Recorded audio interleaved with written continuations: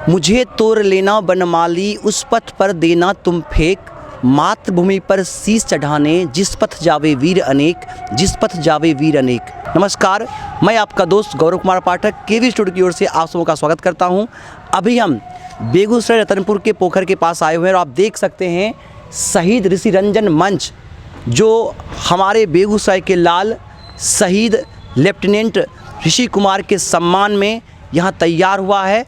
और मैं बता दूं कि वीर शहीदों की शहादत हमेशा वंदनीय रही है, हमेशा हम सब उनका सम्मान करते रहे हैं, चूँकि वो हमारे देश के रियल हीरो हैं। उनके बदौलत ही आज हम अपने आप को सुरक्षित महसूस करते हैं। वो हम सबों के लिए अपनी शहादत देकर हमारी रखवाली करते हैं, देश की खुशहाली के लिए हम सबों के लिए अपने प्राणों की आहुति देते हैं।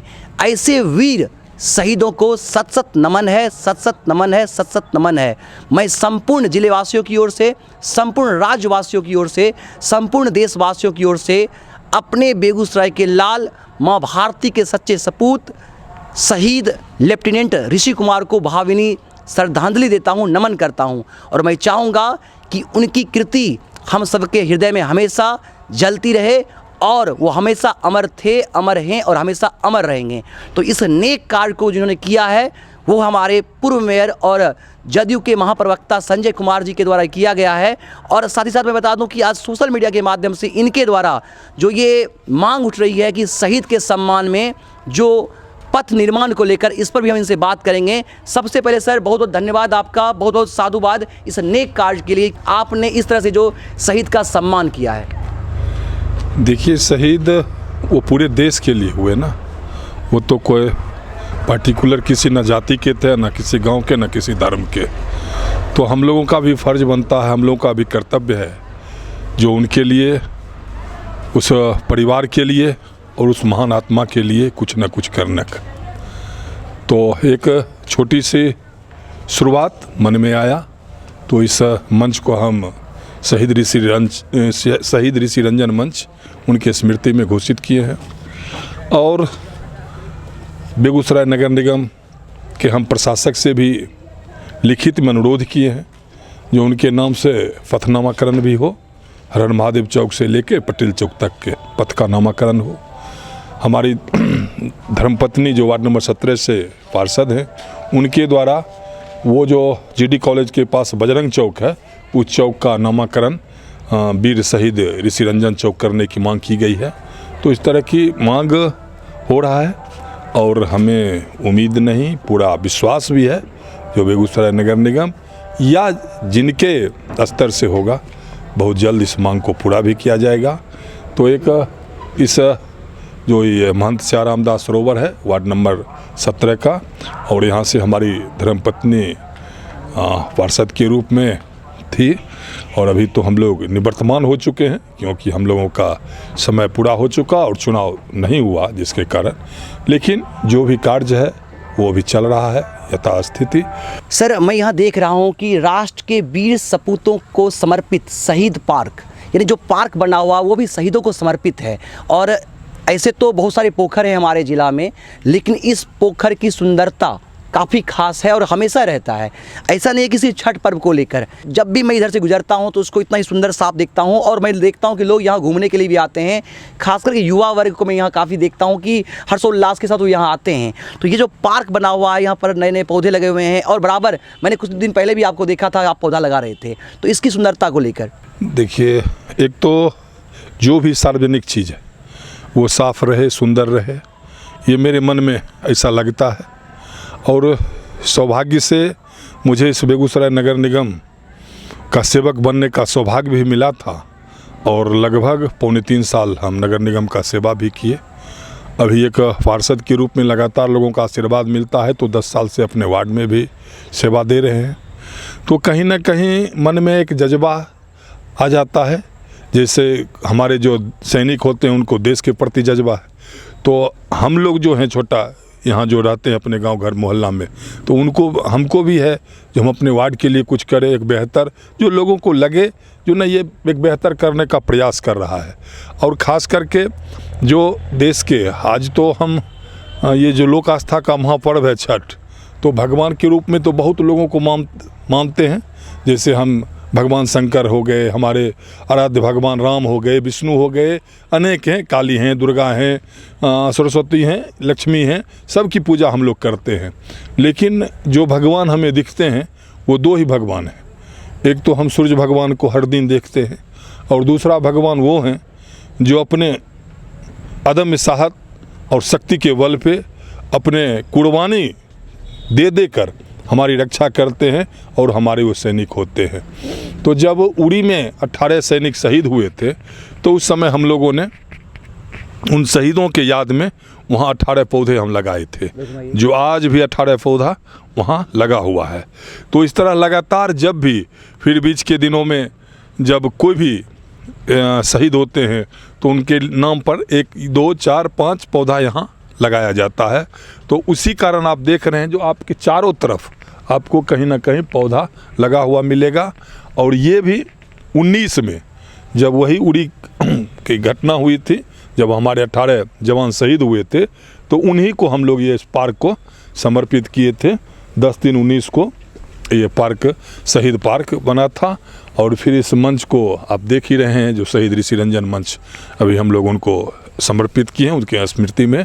तो एक मन में सोच है, जो अगर लोग काम करने का लोगों ने मौका दिया है, लोगों ने अपना प्यार और आशीर्वाद दिया, एक छोटा सा ही जनप्रतिनिधि बनने का मौका मिला है, तो एक मन में है जो एक बेहतर करने का प्रयास है और लोगों को दिख रहा है।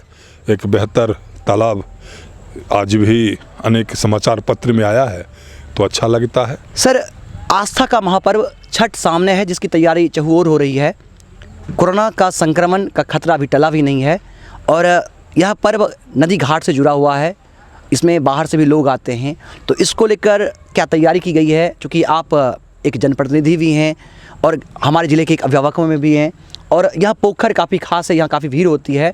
तो इसके रखरखाव को लेकर, इसकी तैयारी को लेकर और कोरोना संक्रमण से बचाव को लेकर क्या कुछ तैयारी है और क्या कुछ संदेश होगा जो भी यहाँ लोग आएंगे, जो श्रद्धालु आएंगे, जो भक्तजन आएंगे? देखिए, सरकार के स्तर से तो जो भी बाहर से आ रहे हैं उनकी जांच की जा रही है और सरकार के स्तर से हर एक लोगों को वैक्सीन भी दिया जा रहा है। तो लगातार ये कार्य हो रहा है और जिला प्रशासन ने ये भी कहा है, लोगों से अनुरोध किया है, आग्रह भी किया है, जो आप अपने घर में ही अगर पर्व मनाते हैं तो अच्छी बात है, लेकिन अगर लोग घाट पे आते हैं तो उनको बेहतर सुविधा दिया जाएगा। प्रयास यही किया जाएगा, जो छठ व्रती जो श्रद्धालु हैं, बाकी जो लोग हैं, उन्हें मास्क भी दिया जाएगा और सैनिटाइज़र का भी व्यवस्था रहेगा। तो जो कोरोना के लिए हम लोग कर सकते हैं उसके बचाव के लिए, तो वो सब चलता है, वो सब कार्य यहाँ होंगे। और लोगों से जिला प्रशासन के द्वारा भी अनुरोध है और हम भी अनुरोध करते हैं, जो कोरोना अभी गया नहीं है, हम लोगों को थोड़ा बच के ही रहना है। और अगर जो छठवर्ती या जो श्रद्धालु घाट पे आते हैं वो भी थोड़ा अपना आपस में दूरी बना के रहेंगे और सबसे ज़रूरी जो है मास्क पहन के रहेंगे। सर, छठ आता है तो घाटों की तैयारी होती है, सजाया जाता है, साफ़ सुथरा रखा जाता है। हमारे बेगूसराय में बहुत सारे पोखर हैं, बहुत सारे तालाब हैं, लेकिन मैं देखता हूँ कि छठ के बाद वो बहुत ही गंदा दिखता है। तो सर, लेकिन ये एक अपवाद है इस पूरे ज़िले में। इस पोखर की सुंदरता को लेकर आप इतने सजग रहते हैं, काफ़ी अच्छा लगता है कि आपके नेतृत्व में से इतने अच्छे ढंग से सजाया गया है, तो दूसरे अन्य पोखर भी इतना अच्छा दिखे, चूँकि यह हमारा कर्तव्य बनता है। देखिए, जब हमने अभी बताया ना, जो हमें अल्प अवधि मिला काम करने का नगर निगम में, तो मेरे कार्यकाल में इस पोखर का भी मैंने सौंदर्यीकरण किया। बगल में जो तेलिया पोखर है उसके भी एक तरफ सीढ़ी नहीं बना हुआ था, वहाँ भी मैंने लगभग 30 लाख रुपया दे के उसका भी चारों तरफ सीढ़ी बनवाया। फिर बागी पोखर है, वो भी मेरे कार्यकाल में भी उसका सौंदर्यीकरण करवाया गया। उसके बाद आपका जो अफसर्स कॉलोनी जो डीएम आवास के सामने है, उसमें भी सौंदर्यीकरण किया गया था बड़ी पोखर में। और पुलिस लाइन पोखर में भी हमने 2 तरफ से उस समय सीढ़ी, 2 तरफ कुछ ज़मीन का विवाद था जिस कारण रुक गया, लेकिन 2 तरफ से सीढ़ी बनाया गया। तो इस तरह एक प्रयास हुआ, लेकिन कहीं ना कहीं लोगों में और समाज में ही उदासीनता है, जो जब हमें ज़रूरत पड़ता है तभी हम लोगों को खोजते हैं, या जब जिस चीज़ की हमें ज़रूरत होती है तो उसको हम साफ करते हैं या उसको हम माने प्रयास करते हैं अच्छा करने का। लेकिन लोगों को अब जैसे तालाब है, तो पहले क्या होता था, जो हम लोग जब छोटे थे तो देखते थे और आते भी थे, पहले बहुत सारे बच्चे और घर की महिला भी तालाब में स्नान करने के लिए आती थी। जैसे पहले घर के किसी गांव में कुआं था तो कुआं का बहुत उपयोग होता था, लेकिन अब क्या हो गया है, कुआं का उपयोग बंद हो गया। उसी तरह तालाब का भी उपयोग बंद हो गया, क्योंकि हर घर में अब चापाकल आ गया। चापाकल से भी हमारी सरकार हर घर नल जल की व्यवस्था कर दी है। तो कहीं ना कहीं लोगों को अब तालाब के प्रति उदासीनता है। तो कहीं बस एक छठ पर्व ही है जिस समय तालाब को लोग खोजते हैं, जो तालाब मेरा सुंदर बने। लेकिन मैं आपके केबी स्टूडियो चैनल के माध्यम से लोगों, एक तो सरकार भी कह रही है जो जितने भी आहर पैन नहर या जो भी तालाब पोखर पोखरा है सबको सौंदर्यीकरण करने का एक प्रयास आदरणीय नेता नीतीश कुमार का चल ही रहा है, जल जीवन हरियाली के तहत। तो इसके तहत और भी सारे पोखर को ठीक किया जा रहा है। लेकिन मैं तमाम वहाँ के जनप्रतिनिधि से और समाज के मोहल्ला वासियों से अनुरोध करता हूँ, ये मेरा धरोहर है और धरोहर को बचाने की जिम्मेवारी सब लोगों का है। ये नहीं है जो एक जनप्रतिनिधि या वार्ड कमिश्नर या जो नगर निगम पार्षद है उनकी है, सब लोगों की है। जो धरोहर अगर हमारी है, हमारी संस्कृति है, ये तालाब, क्योंकि आज के बच्चे को अब तालाब के बारे में भी बताना पड़ेगा जो तालाब क्यों और किस लिए बनाया जाता था उस समय।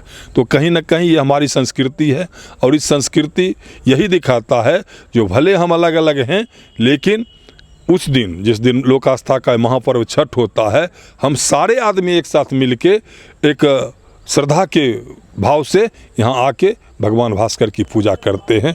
तो ये हमें एक सूत्र में बांधने का ही काम करता है। ये हमारी संस्कृति है, ये हमारा धरोहर है और उसके बचाने का हम लोगों का परम कर्तव्य है। इसी में मेरा एक प्रयास है और आप लोगों के द्वारा जब बताया जाता है या इस कार्य को सराहा जाता है तो कहीं ना कहीं मन अच्छा लगता है सुनने में भी और फिर उसी जज्बा से काम करने में। क्योंकि हम जब सुबह में आते हैं ना तो हमें ये नहीं लगता है, जो हम यहाँ के जनप्रतिनिधि हैं, अगर यहाँ पॉलीथीन गिरा हुआ रहता है तो हम अपने हाथ से उठाकर उसको फेंकते हैं। तो कहीं ना कहीं ये मन में है, जो लोगों को लगता है, अगर कोई लोग फिर सुन के यहाँ आए देखने के लिए तो उनको ये नहीं लगे तो जैसा मैंने सुना वैसा वहाँ देखने को नहीं मिला। तो हम आते हैं और ख़ास करके हमारे जो नगर निगम के सफाई कर्मी हैं सीताराम जी, उनका काफ़ी सराहनीय योगदान है। जो आज रविवार भी है उसके बाद भी बेचारे वो कार्य कर रहे हैं और इसी रविवार को नहीं, हर रविवार को आते हैं। उनको इस तालाब से इतना लगाव हो गया है जो खुद हर रविवार को, जबकि उस रविवार को जो काम करते हैं उसका मेहनतनामा पैसा उनको नहीं मिलता है, उसके बाद भी वो रविवार को भी आते हैं। तो मैं उनका भी आभारी हूँ और तमाम लोगों का, जो इसमें हमने कहा ना, जो बहुत लोगों का सहयोग मिला है। जो वो पेंटिंग किया गया है, वो पेंटिंग जो है सो अभी साई की रसोई की टीम के द्वारा किया गया है। इसके पहले आप तमाम जो बड़े बड़े पौधे देख रहे हैं, वो पौधा जो है सो साइकिल यात्रा एक विचार के लोगों के द्वारा लगाया गया था। उसके सदस्य के रूप में हम भी थे और आज भी हैं। तो इस तरह, और ये जो सभी आगे छोटे पौधे देख रहे हैं, ये अशोक का, ये माननीय मुख्यमंत्री जी के 70वें जन्मदिन पर हम यहाँ 70 पौधा लगाए हैं और प्रयास कर रहे हैं कि 70 पौधा बड़ा हो। और कभी हम प्रयास करेंगे एक बार माननीय मुख्यमंत्री को इस तालाब पर लाने का, ये मेरा प्रयास है, रहेगा। हो सकता है नहीं भी आ सकते हैं, लेकिन मेरे मन में सोच है इस 70 पौधे को जब बड़ा हो जाएगा ना तो एक बार माननीय मुख्यमंत्री से हम आग्रह करेंगे इस तालाब पर आने का। हो सकता है ये मेरा सपना साकार हो या नहीं हो, लेकिन प्रयास जारी रहेगा और उसी प्रयास में लगे रहते। आगे माता काली का मंदिर है जहाँ बहुत सारे लोग आते हैं श्रद्धालु और वहाँ उनकी मन्नतें पूरा होती है।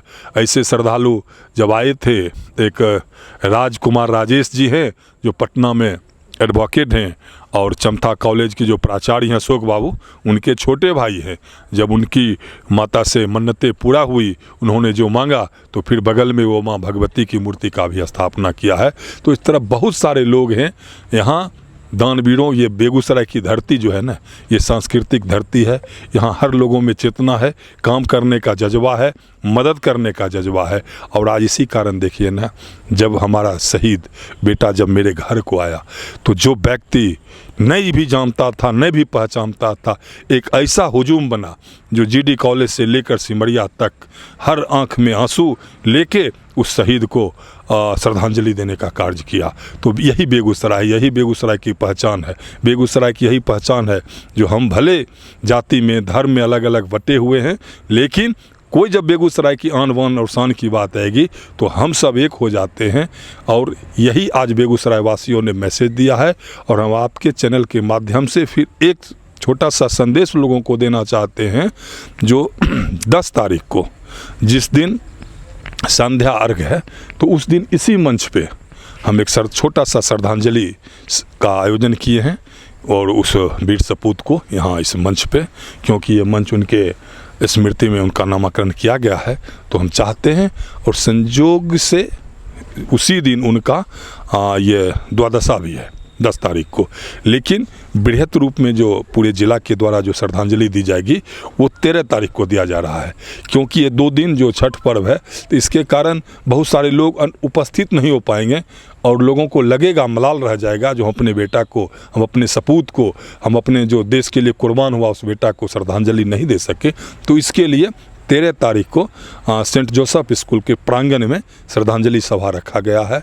लेकिन एक छोटा सा श्रद्धांजलि सभा हम लोग यहाँ 10 तारीख को करेंगे, और जो भी हमारे श्रद्धालु आएंगे वो उनको श्रद्धांजलि देंगे। सर, बहुत बहुत धन्यवाद आपका, साधुवाद। और हम संपूर्ण केवी स्टूडियो की ओर से, संपूर्ण जिलेवासियों की ओर से आपके आभारी हैं।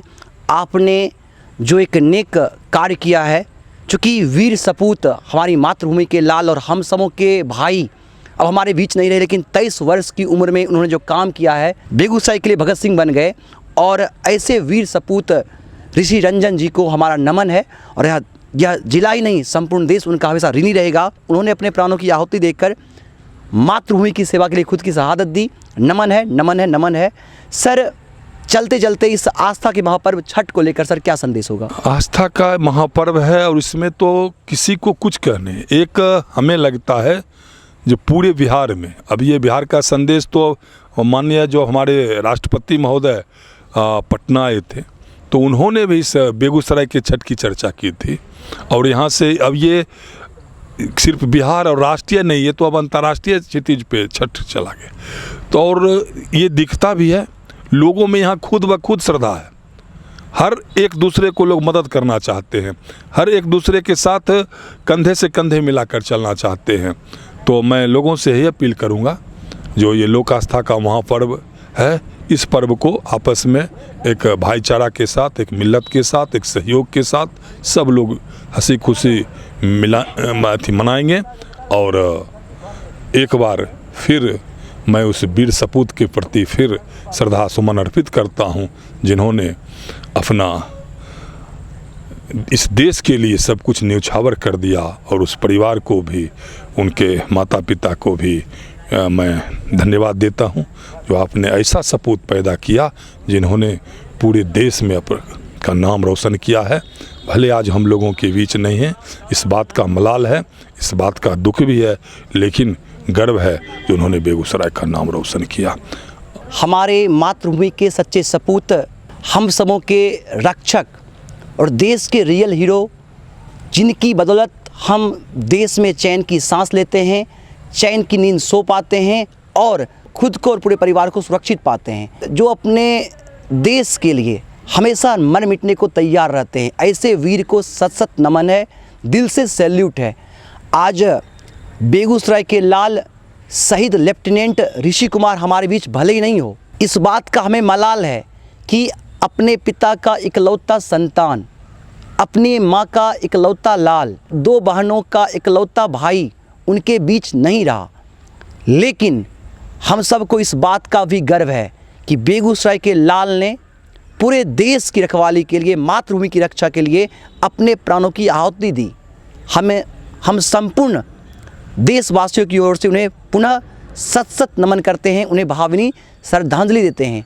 और हम चाहेंगे कि आगामी 13 तारीख को जो उनके सम्मान में, उन्हें नमन करने के लिए श्रद्धांजलि सभा का आयोजन हो रहा है।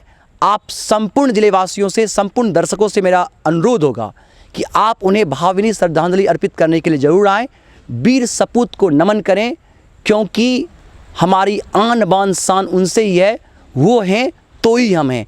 आइए उन्हें नमन करें और देश के रियल हीरो को सत सत प्रणाम, सत सत प्रणाम, सत सत प्रणाम।